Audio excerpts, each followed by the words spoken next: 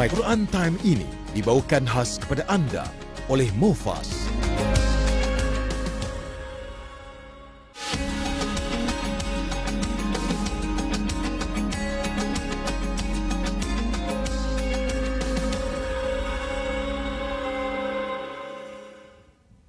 أعوذ بالله من الشيطان الرجيم بسم الله الرحمن الرحيم الحمد لله رب العالمين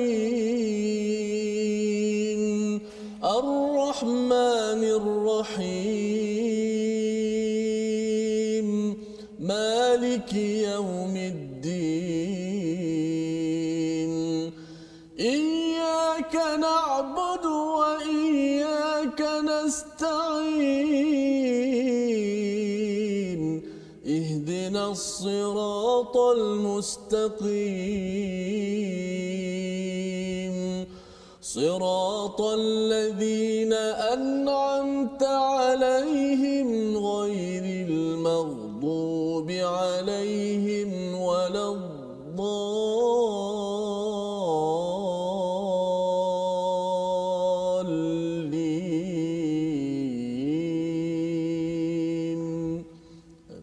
Amin ya rabbal alamin. Alhamdulillah. Assalamualaikum warahmatullahi wabarakatuh. Alhamdulillah wassalatu wassalamu ala Rasulillah wa ala alihi wa man walah. Syada la ilaha illallah, syada Muhammadan abduhu wa rasuluh. Allahumma salli ala sayidina Muhammad wa ala alihi wa sahbihi ajma'in. Amma ba'du. Apa khabar tuan-tuan dan puan yang dirahmati Allah sekalian? Kita bertemu lagi pada hari ini untuk sesi ulang kaji kita pada halaman 70 hingga 74 dalam My Quran Time, baca faham amal. Dan pada hari ini kita bersama dengan tetamu istimewa kita pada hari ini, Ustaz Mustafar Muhammad Suki. Assalamualaikum Ustaz. Waalaikumsalam warahmatullahi. Alhamdulillah. Ahlan Ustaz ya. Ahlan bikum. Masya-Allah. Dan juga Ustaz Tirmizi. Apa khabar Ustaz? Seperti biasalah. Alhamdulillah Ustaz ya. Kita bersama dengan Ustaz Musaffar. Sebelum ini ataupun berkelulusan syariah di Universiti Yarmouk di Jordan ya, dan banyak pengalaman, pernah bertugas di perbankan ya, dan juga banyak menulis ya, ada buku yang telah ditulis pun oleh Ustaz tentang gelak ketawa Ustaz ya Rasulullah. Betul. Ya, masya-Allah. Jadi sebabnya ceria gembira pada hari ini pasal ada teknik dia yang boleh mungkin kita kongsikan, tapi halaman 70 hingga 74 ini adalah kisah tentang Rasulullah itu mengalami sedikit luka kecederaan Ustaz ya, dan macam mana Rasulullah bangkit bersama dengan sahabat yang kita ingin sama-sama semak pada hari ini, bermula daripada halaman 70 hingga halaman 74. Jadi sama-sama tuan-tuan yang berada di rumah boleh buka halaman 70 dan kita sama-sama ingin sama-sama melihat kepada apakah yang kita dah belajar pada 5 hari sebelum ini, daripada hari Isnin hingga Jumaat, agar kita pasakkan, kita boleh faham dan kita ambil pelajaran daripada 5 halaman ini untuk diaplikasikan di dalam pekerjaan kita, di rumah, dalam kehidupan kita seharian.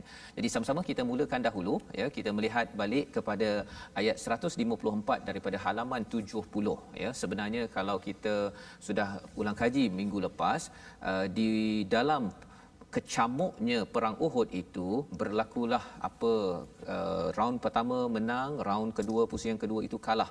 Maka sahabat mengalami ghamman bi ghammin pada ayat yang ke-153. Ini kita telah belajar sebelum ini, dan pada ayat 154 itu Allah menyatakan tentang Allah menurunkan amanatan ya, menurunkan rasa selamat nuasa, rasa mengantuk pada waktu itu yang memberi kesan kepada hati perasaan para sahabat. Dan di hujung ayat 154 itu Allah menyatakan tentang waliyabtaliyallahu ma fi sudurikum waliyumahhisam hisama fi qulubikum. Maksudnya apa? Di hujung ayat 154 ini Allah melakukan demikian, ujian yang berlaku, kekalahan, kecamuk itu untuk menguji apa yang ada dalam dadamu dan untuk membersihkan apa yang ada di dalam hatimu. Jadi pada hari ini kita bersama dengan Ustaz Mustafar. Berapa lama Ustaz di Jordan dulu Ustaz? 4 tahun. 4 tahun. Jadi masya-Allah kita hari ini nak tanya sikit istilah sadr ataupun sudurikum, Allah kaitkan dengan ibtila tadi, dan juga qulubikum pada hati. Allah kaitkan dengan waliyumahhisa, dengan membersihkan. Kalau Ustaz boleh cerahkan lagi apa itu sudur, apa itu qulub, ya, apa itu sadar, apa itu qalb, yang ada kaitan tak dengan kita yang kita boleh ambil pelajaran daripada ayat 154. Sila Ustaz. Bismillah wassalatu wassalamu ala Rasulillah. Sidang penonton yang rahmati Allah Subhanahu wa taala, Al-Fadhil Ustaz Tuan Fazrul, kemudian Al-Fadhil Ustaz Ahmad Tirmizi, masya-Allah bacaan Nabi Allah Daud alaihi salam. Jadi alhamdulillah kita berbincang tentang ayat 154 daripada surah Ali Imran, yang mana ia merupakan rentetan daripada peristiwa perang Uhud. Dan kalau kita perhatikan, Allah Subhanahu wa taala sebut pada akhir ayat tadi berkenaan dengan sudurikum dan juga qulubikum. Betul. Jadi dia begini, asasnya saya ni Ustaz, antara benda yang saya suka adalah bertani juga. Jadi antara benda yang saya tanam adalah kelapa. Kelapa Ya. Jadi bila sebut tentang kelapa ni, dia ada kaitan juga dengan apa yang kita nak bincangkan tentang apa itu hati, apa itu dada, dalam dada, dan apa itu dipanggil sebagai fuad sebagai contohnya. Jadi dia ada kaitan. Ada lapis-lapis. Ada lapisan. Okey. Jadi saya ringkaskan, maksud sadar ni kata sebahagian para ulama, ia bermaksud adalah apa yang ada daripada leher kita sampai ke perut kita. Maksudnya kawasan itu luas. Dan ini boleh kita ibaratkan macam sabut kelapa. Sabut kelapa. Dalam sabut tu pula dia ada yang dipanggil sebagai tempurung kelapa. Tempurung.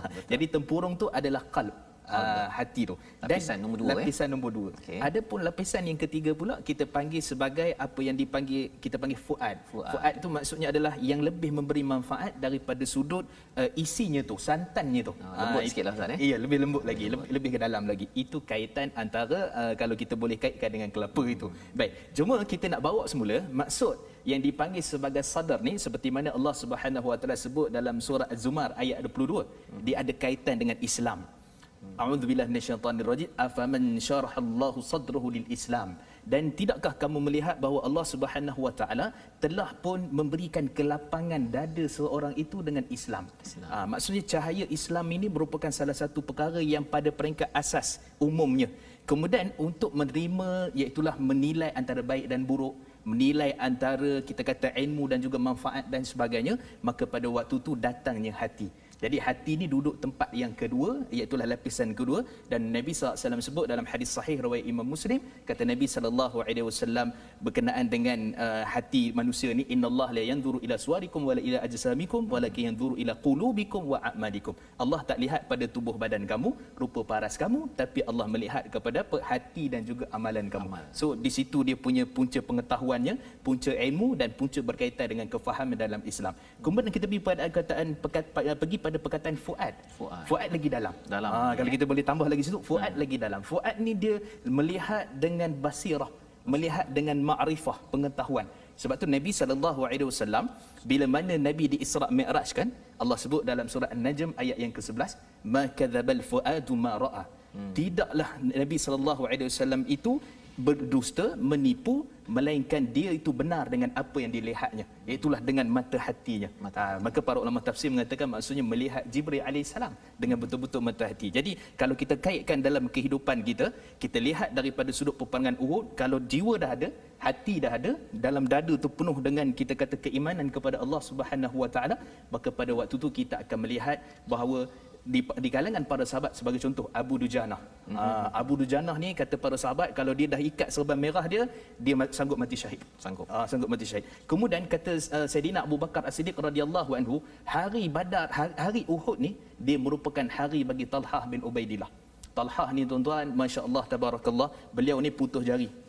Dan kemudian dalam keadaan tu 36 ke hampir 40 tikaman, dan kemudian dia ni syahid yang berjalan seperti mana disebutkan oleh Nabi SAW. Nak ceritanya apa? Bila ada iman, ada hati, ada sadar, ada dia punya fuad yang mendalam kefahaman tentang agama itu, maka dia sanggup berkorban untuk buat apa-apa saja dalam kehidupan dia. Dan Ustaz, kalau boleh saya tambah lagi, perkataan yang pelik juga, perkataan nu'asah. Yang awal tadi mengantuk. Ustaz sentuh tadi perkataan mengantuk. Sekarang kita tengok pada ayat ni Allah guna perkataan nu'asah. Pada ayat kursi sinatun wala naum. Sinah. Allah itu tidak diliputi rasa, kita terjemah mengantuk. Tapi sebenarnya ada beza. Nu'as ini adalah dia mukaddimah kepada nak tidur. Adapun sinah dia bukan kepada mukadimah nak tidur, mukadimah nak mengantuk tu pun tak ada. So sebab tu Allah guna pada ayat kursi tu, Allah tu bukan sekadar mengantuk, nak mengantuk pun tak ada. Oh, dia punya mukadimah pada mengantuk. Ya. Kalau nu'as ni mengantuk. Mengantuk. Maksud mukadimah kepada nak tidur dah. Mukadimah pada tidur. Itu dia punya cerita. Tahap tidur tu kan. Jadi masya-Allah itulah bahasa Quran. Jadi kalau kita bincang tadi tentang sadr dan qatb ada beza, apatah lagi pada perkataan ini dipanggil mukjizat Quran berkaitan dengan kalimat Quran. Wallahu a'lam. Jadi alhamdulillah kita dapat lapisan pertama, lapisan kedua, lapisan ketiga tadi, dan kalau hujung surah Ali Imran ini Ustaz ya, ada lapisan keempat yang nama ulul albab tu kan. Betul. Itu kita ambil sesi lain lah tu ya, pasal bukan masuk dalam hari ini. Cuma bila bercakap tentang ibtila kepada sudurikum dan waliyumahhisa ma fi qulubikum itu, di situ ada ujian dan ada pembersihan. Kalau Ustaz boleh tambahkan sikit, cerahkan lagi agar kita tahulah nak buat apa ataupun memahami lapisan 1 2 yang Ustaz maklumkan tadi. Baik, bismillah wassalatu wassalamu ala Rasulillah. Jadi dia daripada sudut asasnya kefahaman untuk kita mendapatkan apa yang kita bincangkan tadi, dia bertitik tolak adalah apa yang kita buat pada hari ini. Iaitulah kita mentadabbur Quran. Tadabbur Quran, kita mengingati pada ayat-ayat Allah, melihat kebesaran kehebatan Allah Subhanahu Wa Taala, maka itu cara untuk kita membersihkan hati, dan dengan kefahaman itu menimbulkan kita punya qalb ataupun jantung hati kita ni. Kalau ikut biologi dia panggil sebagai jantung. Kalau ikut bahasa kiasannya hatilah. Jadi daripada sudut asasnya, ilmu dia merupakan salah satu perkara yang boleh mengangkat darjat manusia, dan juga dalam keadaan tentu boleh memberikan kefahaman, kejelasan. Sebab tu kata Nabi SAW dalam hadis sahih riwayat Imam Al-Bukhari, "May yuridillahi khairan yufaqihu fid din." Siapa yang mana Allah hendakkan banyak kebaikan pada dia, Allah akan beri dia faham dalam agama. Faham ni kadang-kadang orang beramal tapi tak faham, masalah. Orang baca Quran kadang-kadang tak faham, masalah. Sebab tu kita adakan program ini untuk kita faham dengan ilmu Allah Subhanahu Wa Taala. Mudah kita dapat membersihkan lapisan hati-hati yang kita ada tu, dan menjadikan kehidupan kita insya-Allah sentiasalah dalam naungan Allah Subhanahu Wa Taala. Masya-Allah. Jadi Quran ni maksudnya dia pergi pada lapisan pertama ya. Maksudnya kalau ada was-was fi sudurin nas itu Quran boleh positifkan ya. Pergi lapisan kedua dia tenang dengan zikir ini, sampai kepada fuad pun memberi kesan Ustaz ya, sehingga kan ulul albab itu bila dia tadabbur kepada ayat al-Quran, terserlah lapisan nombor 4 Ustaz ya. Baik, jadi itu adalah bagaimana lapisan-lapisan dalam hati manusia ini, perumpamaan mudah tadi kelapa ya.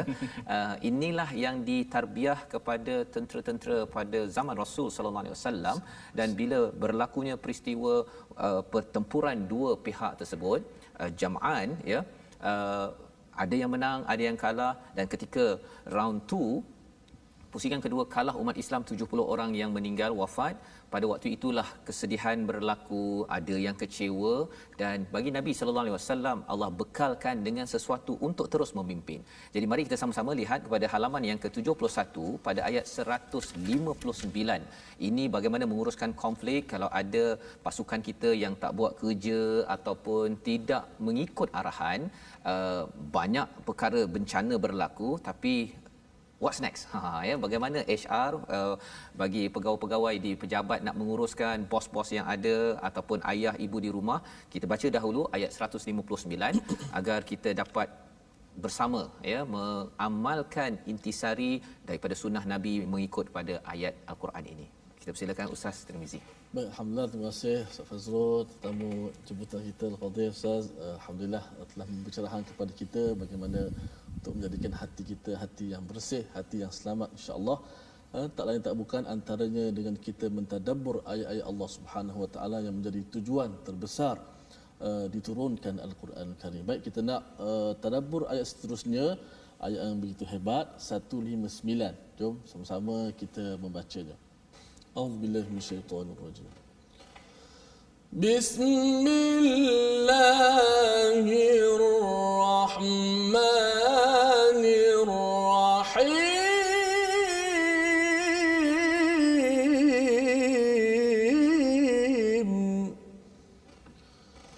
فبما رحمة من الله لنت لهم ولو كنت فظا غليظ القلب لانفضوا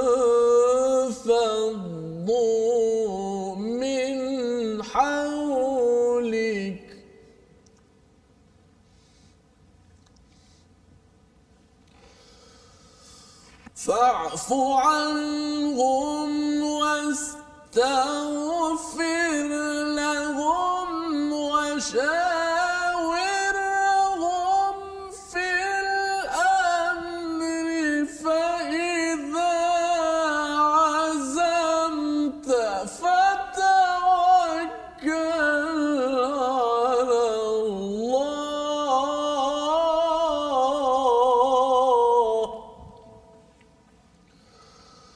فتوكل على الله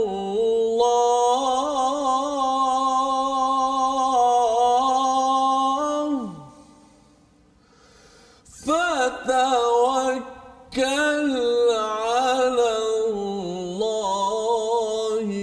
إن الله يحب المتوكلين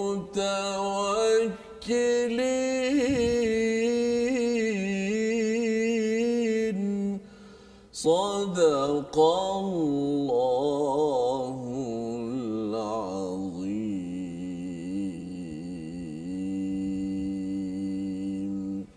Surah Al-Azim, terima kasih ucapkan pada Ustaz Tirmizi membacakan ayat 159 daripada surah Ali Imran ini bercakap tentang pasukan tentera Islam yang pada waktu di atas Jabal Rumman, Jabal Memanah itu ada di kalangan mereka yang tidak mengikut arahan tepat. Ya, mungkin mengikut arahan tetapi tidak tepat sebagaimana yang dimaklumkan oleh Nabi.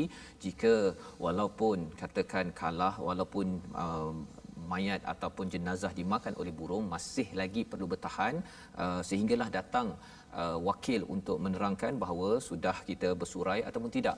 Tetapi kerana cara membuat keputusan itu sedikit berbeza, ada tentera yang pergi ke bawah mendapatkan harta, maka pada pusingan kedua diketuai oleh Khalid Al-Walid yang masih lagi belum Islam pada waktu itu, menyerang dan akhirnya kalah. Maksudnya apa? Di sini ada kesilapan yang berlaku dalam pertempuran tersebut. Dalam perjuangan kita di rumah kadang-kadang ada kesilapan, dalam tempat kerja ada tersilap yang boleh menyebabkan kita marah, tetapi Allah memberikan panduan kepada kita. Yang pertama, maafkan, mintakan keampunan dan juga bermesyuarat pada urusan-urusan selepas itu. Jadi kembali pada Ustaz Mustafa, bila bercakap tentang perkara ini Ustaz ya, dia waktu semua lancar ni kira okey kan, dekat pejabat ke, kat rumah ke, dalam perang waktu pusingan pertama. Tapi bila pusingan kedua tu ada orang yang tak ikut cakap. Ada yang buat masalah silap ya. Pasal masalah silap ini manusia, tetapi bila dalam pertempuran, dalam perkara-perkara kritikal tersilap, darah boleh menyirap kan. Pada waktu ini Allah mengingatkan pada Nabi, jika bukan dengan rahmat Allah maka tidaklah Nabi itu dapat bersifat layyin ataupun lintalahum. Jadi di sini Ustaz ya, kalau katakan orang buat silap kan, jadi kita kena maafkan, kena istighfar, mesyuarat dengan dia. Tapi kita pun diingatkan jangan sampai masuk lubang biawak dua kali. Kan, dia asyik buat silap je, asyik lambat ke, asyik buat perangai kertas kerja tak siap-siap, bukan dua kali, sampai berpuluh kali. Betul. Kan. Jadi sebenarnya Ustaz mencerahkan perkara ini, Allah ingatkan di hujung itu, bila dah buat keputusan, tawakal ya, tawakal kena betul-betul, bukan mudah tawakal. Ustaz pun mengulang banyak kali tadi. Apa panduan sebenarnya yang boleh kita faham daripada ayat 159 ini? Silakan. Baik, bismillah wassalatu wassalamu ala Rasulillah. Bahagia Ustaz Fazrul dan juga Ustaz Ahmad Tirmizi. Jadi bila kita lihat kepada Uhud itu sendiri, bahawa Allah Subhanahu Wa Taala ketika mana satu orang sahabat namanya Abdullah bin Amr. Abdullah bin Amr ni ketika mana ayat ni turun, beliau menyatakan bahawa Allah Subhanahu Wa Taala telah mengurniakan kebaikan kepada umat ini kerana nabinya bersifat lemah lembut, tidak kasar dalam dakwah dan dalam mengingatkan mereka-mereka yang telah pun terbabas daripada landasan. Jadi ini merupakan satu kelebihan, kata Abdullah bin Amr radhiyallahu anhum ajma'in. Dan bila kita lihat orang-orang yang mana dalam seperti mana yang disebutkan tadi oleh Ustaz Tuan Fazrul, ketika mana adanya masalah, kemudian dalam keadaan tertentu dia buat lagi kali kedua, kali ketiga, kali keempat, merah saja kalau punch card contohnya kan. Kemudian juga kalau suruh buat proposal entah ke mana dia entah ke mana kan.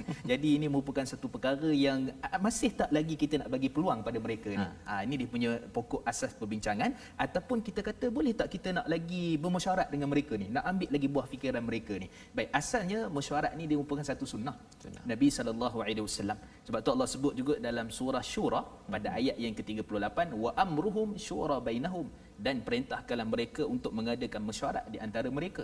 Dan Nabi SAW, kata Al-Hafiz Al-Imam Ibn Kathir, ketika mana menafsirkan ayat berkaitan dengan perkara ini, beliau menyatakan bahawa Nabi SAW ini sendiri dalam banyak perkara Nabi bermusyawarah. Dalam Badar Nabi musyawarah, dalam Khandaq Nabi musyawarah, berkaitan dengan peristiwa Sayyidatina Aisyah radhiyallahu anha difitnah, maka Nabi bermusyawarah macam mana nak menyelesaikan perkara itu. Jadi maksudnya di sini adalah musyawarah ini memang satu perkara yang sunnah, yang memang digalakkan dalam keadaan apa sekalipun. Cuma persoalan di sekarang, adakah kita nak masih babitkan, masukkan orang-orang yang pernah buat silap ataupun yang pernah terbabas ini untuk kita bincang dalam satu mesyuarat, perbincangan. Di sini dibahaskan oleh Darul Iftah Misriyah, merupakan satu kita kata badan rasmi pengeluaran fatwa di Mesir. Maka mereka menyatakan hatta dengan non-muslim sekalipun kita boleh bermusyawarah. Apatah lagi orang yang pernah buat silap dan sebagainya. Sebab ceritanya, sebab tu Ustaz Ahmad Tirmizi ulang banyak kali tadi. Sebab nak pergi nak pergi pada tawakal tu kan. Tawakal ni sebenarnya setelah satu benda tu diputuskan, satu orang dia boleh bagi pandangan. 2 orang, 3 orang yang pernah buat silap ataupun non-muslim sekalipun, dia boleh bagi pandangan dalam mesyuarat yang kita putuskan. Jadi yang keputusan akhir tu yang kita nak buat tu, maka sebab tu dia panggil fatawakkal 'ala Allah. Maka keputusan akhir tu yang kamu nak bertawakal kepada Allah Subhanahu wa taala. Jadi dalam konteks kerja, sebagai contohnya satu orang bos, sebagai contohnya satu orang kita kata pekerja. Jadi pada waktu itu mesyuarat ni satu benda yang sangat penting. Sebab tu jangan riak, orang-orang kata kan, jangan kita tidak menghadiri mesyuarat. Kerana mesyuarat ni mungkin ada kan buah fikiran yang baik, yang bagus untuk kita ketengahkan. Dan juga daripada sudut asalnya ayat ini membincangkan tentang isu, boleh kita tengok dalam konteks HR, dalam konteks kehidupan, dalam konteks rumah tangga dan sebagainya, ada beberapa perkara. Pertama sekali, kita jangan ingat kita sebagai kedua keluarga ataupun kita bos, kita semestinya betul. Itu perkara pertama kita. Sebab Nabi SAW musyawarah ni, Nabi itu terima wahyu. Kan Nabi itu dipimpin oleh Allah, tapi Nabi SAW akan minta kepandangan, sebagai contohnya Al-Munzir. Nabi minta pandangan Sayyidina Abu Bakar, Sayyidina Ali dan sebagainya untuk sesuatu urusan. Itu yang pertama. Yang kedua, kita bila buat satu keputusan dalam mesyuarat, dalam perbincangan, antara benda yang sangat penting untuk kita ketengahkan adalah dia mesti kepentingan individu tu maksudnya kepentingan umum lebih utama daripada kepentingan individu. Ini kaedahnya. Yang ni yang dipanggil kata Syekh Dr. Qaradawi fiqh aulawiyat, fiqh keutamaan dalam menyusun membuat rangka mesyuarat, kita kata perbincangan berkaitan. Kemudian juga kena tengok contoh ginilah.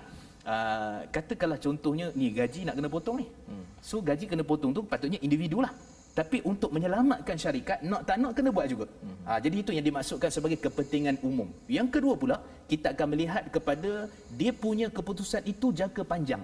Jangka panjang, jangan ambil jangka pendek. So kita jangka panjang contohnya nak selamatkan syarikat ni, mungkin lama lagi kita nak bekerja di syarikat ni contohnya. Jadi ini semua merupakan pengajaran kebaikan daripada mesyuarat yang akhirnya boleh bukan hanya sekadar kita melihat di situ, tapi kita memandang untuk kita aplikasikan dalam kehidupan seharian kita, dalam ibu bapa, sebagai ketua keluarga, sebagai bos dan sebagainya. Jadi itu antara boleh yang kita bincangkan. Wallahu a'lam. Terima kasih Ustaz. Ustaz mencerahkan tentang pentingnya mesyuarat ini, walaupun dengan non-Muslim, dengan orang yang pernah buat silap, kerana kita nak pada perkara pertama tadi ialah kita tak semua betul Ustaz ya.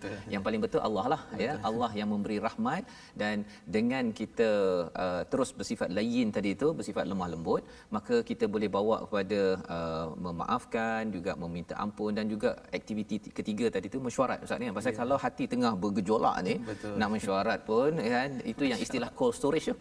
Kan, bukan cold storage yang supermarket tu kan.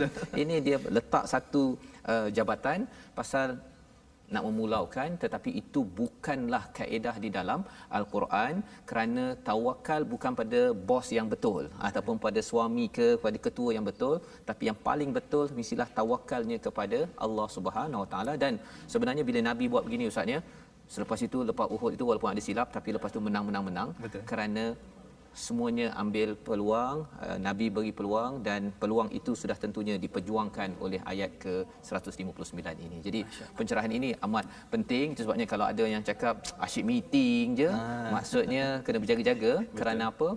Mungkin kerana proses meeting tu yang tak dibuat betul. Ya. Tetapi institusi mesyuarat ini memang adalah satu yang ada dalam surah Asy-Syura, ada dalam surah Ali Imran, untuk kita sama-sama menghidupkan tawakal tanpa mesyuarat. Ustaz ya, nampak gayanya susah nak bertawakal ya. Kalau tawakalnya ditawakal pada sini, betul, bukan tawakal pada atas, kerana mesyuarat memerlukan kerendahan hati untuk mendengar pendapat pelbagai, mengambil saripati Ustaz ya, daripada satu kalau tebuan ataupun lebah tu dia ada dia punya dia punya tempat sarang dia tu, nak ambil madunya itu perlukan kepada syura bainahum wa syawirhum fil amr. Jadi kita berhenti sebentar, kita menyambung kembali selepas ini My Quran Time, baca faham amal insya-Allah.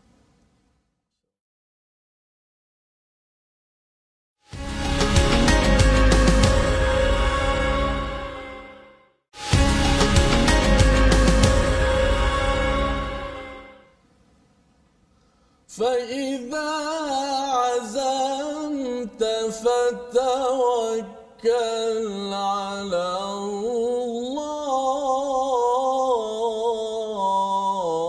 Allah. Alhamdulillah, terima kasih kepada semua penonton-penonton yang sentiasa setia bersama dalam My Quran Time, baca faham amal. Alhamdulillah, saya nak berjumpa kepada semua sahabat-sahabat untuk sama-sama kita bergabung di platform rasmi yang kita sediakan. Kita ada Facebook, Sahabah Al-Quran My #Quran Time. Yang kedua, My #Quran Time. Dan juga boleh tonton di YouTube episod-episod kita, iaitu My #Quran Time Official, dan Instagram My Quran Time Official. Baik, saya serahkan balik kepada Ustaz Faz. Okey, baik Ustaz. Kita alhamdulillah bagi tuan-tuan, jangan lupa untuk mengikuti platform-platform yang ada untuk kita menyimak kembali. Kita sudah pun berbincang ataupun sampai pada halaman 74. Jadi mungkin ada yang kata bahawa saya tertinggal halaman pada ataupun perbincangan surah Al-Baqarah ya, ataupun awal surah Ali Imran. Tuan-tuan boleh ya pergi ke YouTube tersebut, typekan saja Quran Time, beritahu alamatnya 71 ke 70 ke, maka kita akan dibawakan kepada rakaman ataupun sesi tersebut. Moga-moga kita boleh semak. Dan pada hari ini kita dalam sesi ulang kaji bersama dengan Ustaz Mustafar Muhammad Suki. Beliau adalah seorang yang amat aktif dalam bidang syariah dan menulis ya di Sinar, dan juga menulis 2 buah buku yang kita dapat manfaat pada hari ini banyak.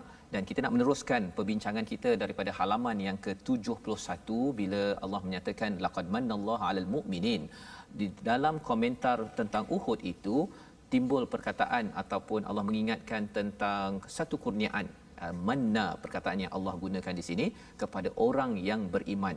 Jadi kita dengar dahulu ayat 164 halaman 71 bersama dengan tuan-tuan, dipimpin oleh Ustaz Tirmizi, sebelum kita melihat kepada apakah ya intisari daripada ayat ini dan kaitan dengan Uhud itu sendiri. Sama-sama Ustaz Tirmizi, silakan. أعوذ بالله من الشيطان الرجيم لقد من الله على المؤمنين إذ بعث فيهم رسولا من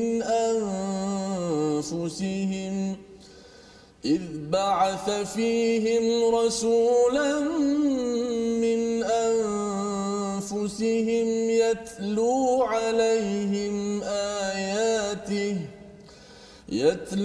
عليهم آياته ويزكيهم ويعلمهم الكتاب والحكمة وإن كانوا من قبل لفي ضلال مبين صدق الله العظيم. Surah Al-Allahul Azim, Allah mengingatkan tentang satu kurniaan yang besar apabila dibangkitkan Rasul dari kalangan kamu membacakan tilawah dan tazkiyah dan ta'lim, ya, 3 perkara itu di tengah-tengah komentar tentang Uhud, dan disambung kembali selepas itu tentang peristiwa musibah dalam Uhud itu. Maka mungkin kita nak melihat ataupun mendengar daripada Ustaz Mustafa, kalau boleh cerahkan Ustaz, sebenarnya apakah yang sedang disampaikan dan bagaimana perkara yang sama juga format itu yang kita nak gunakan, manfaatkan pada waktu ini apabila kita berhadapan dengan cabaran hidup. Silakan. Baik, bismillah wassalatu wassalamu ala Rasulillah. Yang berbahagia Ustaz Ahmad Tirmizi, Ustaz Tuan Fazrul. Baik, ayat ini dia special. Kerana dalam ilmu tafsir ataupun ilmu bahasa Arab ni dia ada dipanggil sebagai jumlah mu'taridah. Jumlah mu'taridah ni kita senang fahamlah. Ayat selingan. Ayat selingan. Dan ayat selingan ni cukup cantik sebab tu Quran ni kalau kita baca dia tak jemu, dia tak macam novel. Kalau kita baca novel satu part dia tak berulang dah, dia tak ada benda lain dah. Tapi bila baca Quran kejap-kejap Allah bawa kita pergi tengok laut. Wal fulki tajri fil bahr. Tengok tu kapal tu yang berlayar di lautan. Kejap-kejap Allah kata tengok siang. Wa ja'alna an-nahara ma'asha. Dan kami telah jadikan malam itu untuk kamu siang itu untuk kamu cari kehidupan. Kemudian Allah kata kamu tengok dan ni, tengok tentang azab Allah pula. Tengok tentang kaum terdahulu. Maksudnya begitu cantik urusan Quran itu sehingga bila mana kita bincang tentang Uhud, Allah nak stop kejap. Jumlah muqtaridah ayat selingan itu dan Allah nak bawa kita kepada apa? Tentang kembali kepada Quran. Kembali kepada Quran. Sebab tu kalau kita tengok tuan-tuan, ayat selingan ni dalam Quran terlalu banyak. Sebagai contoh daripada surah Al-Baqarah, bila mana kita bincang ayat 183 daripada ayat berkaitan dengan Ramadan, kemudian ayat 187 Allah cerita tentang doa. Kemudian juga kalau tengok daripada sudutnya 275 daripada surah Baqarah Allah cerita tentang riba. Kemudian pada ayat yang bawah iaitu 278 Allah cerita tentang orang beriman. Kemudian sambung balik tentang orang-orang yang mana bila mana dia berkait dengan riba dia akan diperangi oleh Allah. Jadi ayat selingan ni apa tujuan sebenarnya? Sebenarnya kalau kita mengkaji tafsir dan kita lihat dia ada kaitan dengan ayat sebelum dan ayat selepas. Ada kaitan ya. Ada kaitan. Bukan sekadar selit kat situ. Bukan selit saja. Bukan nak memenuhi cerita tu bukan. Dia ada kaitan. Antaranya apa? Kalau tengok daripada sudut asasnya, kenapa saya sebut surah Baqarah ni sebab kita mengulangi apa yang telah lalu tu kita masuk sikit-sikitlah. Kan. Jadi maksudnya dalam orang puasa Ramadan antara benda yang dikena buat adalah doa. So ada kaitan. Dalam kaitan dengan contohnya pasal ayat riba tadi, kalau kita lihat daripada sudut asasnya Allah cerita tentang pengharaman riba dan sebagainya, tiba-tiba Allah masuk tentang ciri-ciri orang beriman, dirikan solat, kemudian mereka ni tidak akan berasa gundah gulana. Apa maksud dia? Maksudnya dia menegakkan syariat Allah berkaitan dengan apa? Melarang diri dia daripada terlibat dengan riba. Begitu juga dengan ayat ni, maksudnya syariat berkaitan dengan jihad, berkaitan dengan Uhud, dia merupakan salah satu perintah perang daripada Allah dan Rasulnya sallallahu alaihi wasallam. Jadi benda tu termaktub dalam Quran, perintah daripada wahyu. Dan sebab tu kata Nabi sallallahu alaihi wasallam ketika sahabat tanya, "Wahai Rasulullah, apakah perkara yang paling terbaik satu orang ni berjihad begini? Orang ni berjihad begini, orang ni berjihad begini." Kata Nabi SAW, semua tu tidak termasuk dalam apa maksud jihad. Yang jihad sebenar litakuna kalimatullahi yal ulia. Menjadikan ataupun meninggikan kalimah Allah itu adalah jihad yang sebenar. Jadi bila sebut tentang jihad, maka di situ juga ada kaitan dengan siapakah pemimpin kita. Jadi pemimpin kita pada waktu ini jihad ni pemimpin pada sahabat adalah Rasulullah sallallahu alaihi wasallam. Sebab tu antara sahabat ni tak semua yang turun daripada Jabal Rumal tu. Contohnya Abdullah bin Jubair. Abdullah bin Jubair dia kekal. Dia ingatkan kamu jangan turun. Nabi dah pesan jangan turun apa keadaan sekalipun. Tapi 40 orang turun. Tinggallah lebih kurang dalam 9 ke 10 orang dekat atas tu. Jadi menunjukkan bahawa mereka ini bila pegang pada prinsip Quran, pegang pada prinsip yang dibawa oleh Rasul, antaranya apa? Antaranya adalah membacakan tentang ayat-ayat bukti kenyataan kebesaran kehebatan Allah Subhanahu Wa Taala, menyucikan mereka daripada kesyirikan, keburukan, daripada sifat-sifat jahiliah dan mengajar mereka tentang Alkitab. Maka kesimpulannya apa dia? Kesimpulannya akan menjadikan manusia itu berada di atas landasan yang benar, kembali kepada Quran, iaitulah seperti mana diriwayat daripada Imam Malik dalam kitab beliau Muwatta, taraktu fikum amrayn, aku tinggalkan kepada manusia dua perkara, lan tadillu abada, kamu tidak akan sesat selama-lamanya, Quran dan juga sunnah Nabi sallallahu alaihi wasallam.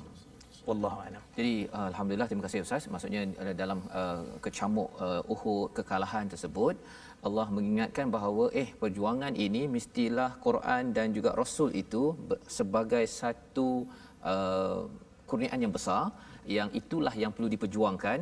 Kalau kalah sementara ke menang ke, semuanya itu kerana perjuangan Quran dan juga Rasul itu sendiri ya. Jadi itu adalah satu pencerahan untuk kita memahami kesatuan tema Ustaz ya. Maksudnya ayat ini bukanlah sekadar, walaupun namanya jumlah muqtaridah itu dia macam ni sikit ya, tapi rupanya dia kan dia sesuai untuk memastikan kalau bata saja dia tak ada simen kan. Betul. Dia tak jadi satu rumah Ustaz kan. Masya-Allah. Jadi ini yang kita nampak dan kita teruskan ya ulang kaji kita pada halaman yang ke-72 ya, menarik tentang mereka yang sudah syahid ini pada ayat 169.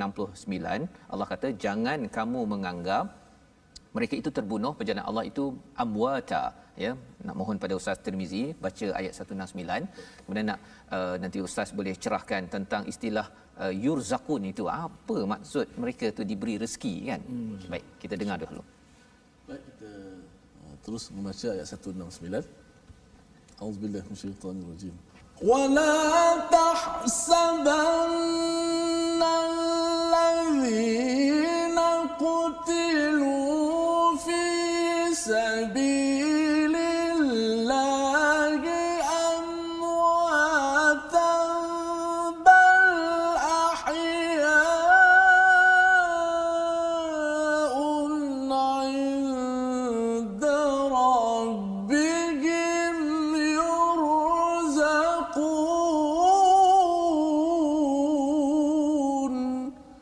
صدق الله.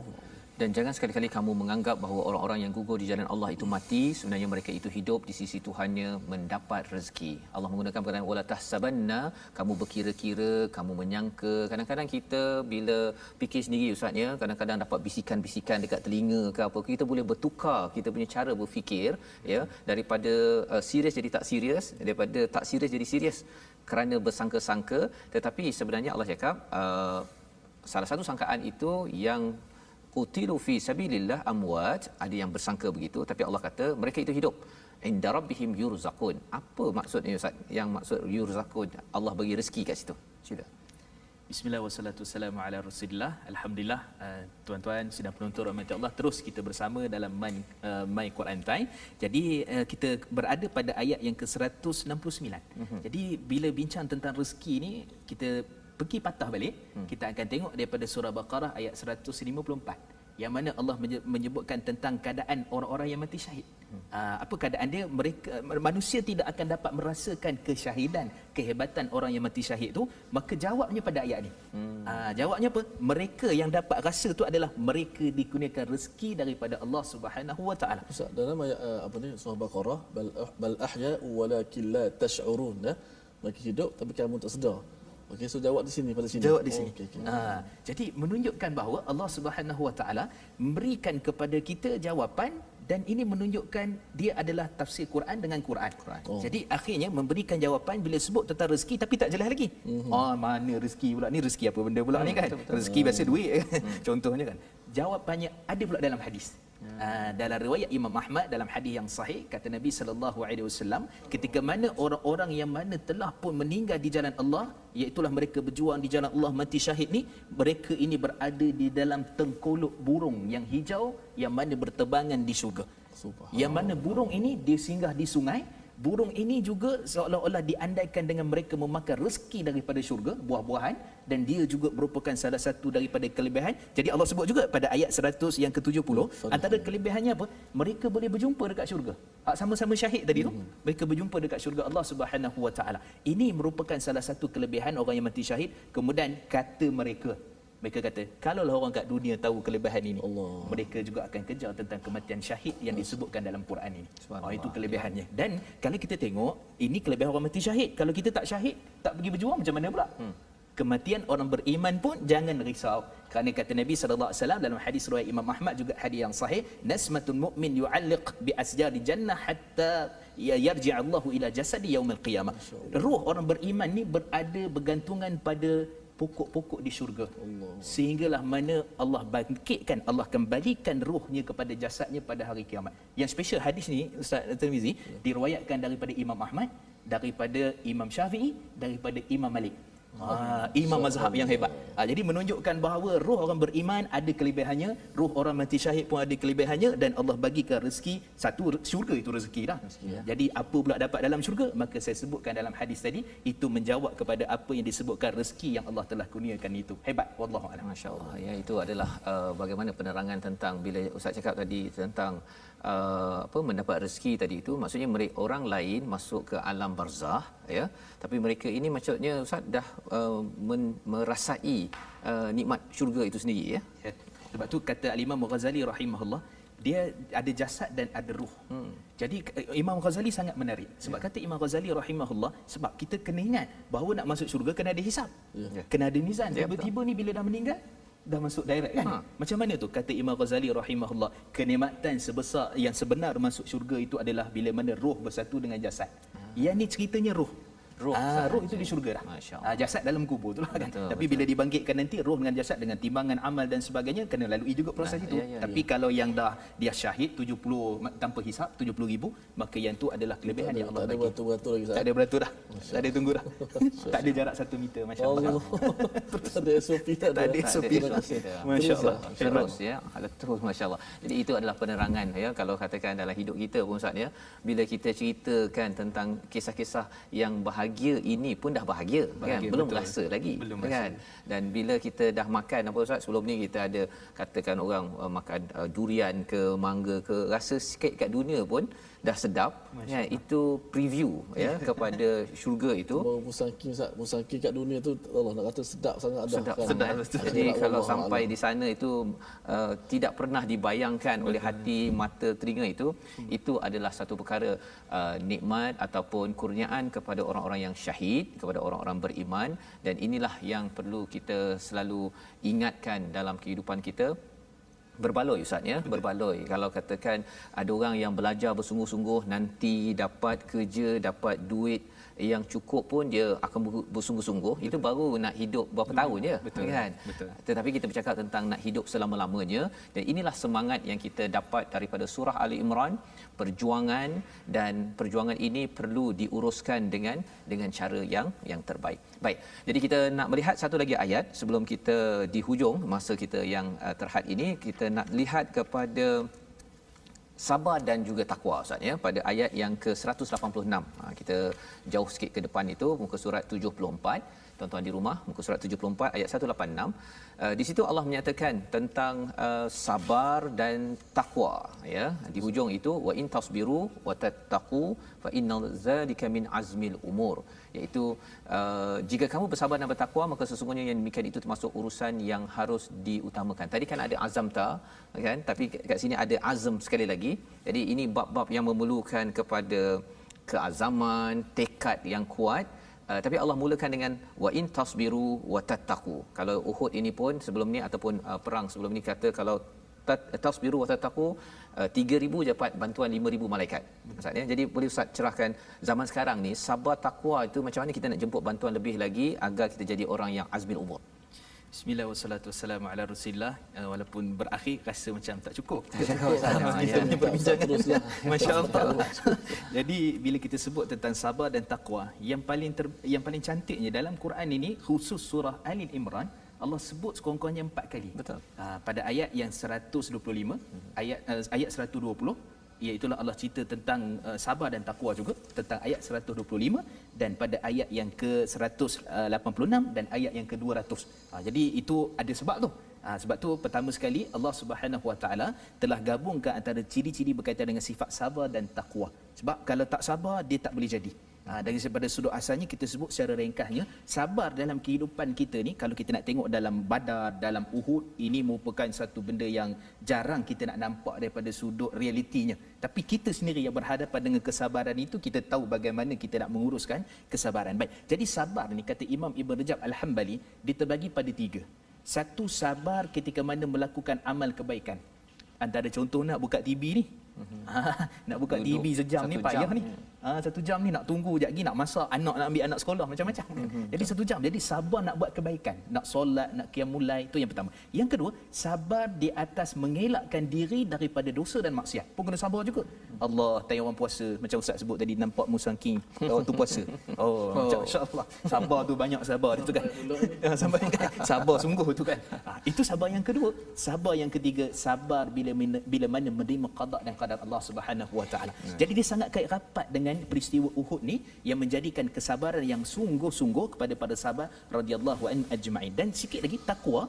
Takwa ni bukan sebut saja saya bertakwa pada Allah. Khatib sebut ittaqullah, waktu itulah paling sedap tidur. Masalah, masya-Allah sungguh kan. Jadi bila sebut bertakwalah kamu pada Allah, 3 terus. Kita terus ingat terus 3. Takwa dengan hati, takwa dengan perkataan kita dan takwa dengan perbuatan kita. Jadi takwa itu semua ada pada sifat para sahabat bila mana menguruskan isu berkaitan dengan Uhud, khususnya mereka yang sebagai contoh Ammarah ataupun dikenali sebagai Ibnu Sakan. Bila Nabi sebut, siapa yang nak ni cepat ni, Quraisy tengah mara ni. Maksudnya daripada kafir musyrikin, tentera Mekah tengah mara. Siapa yang nak syurga?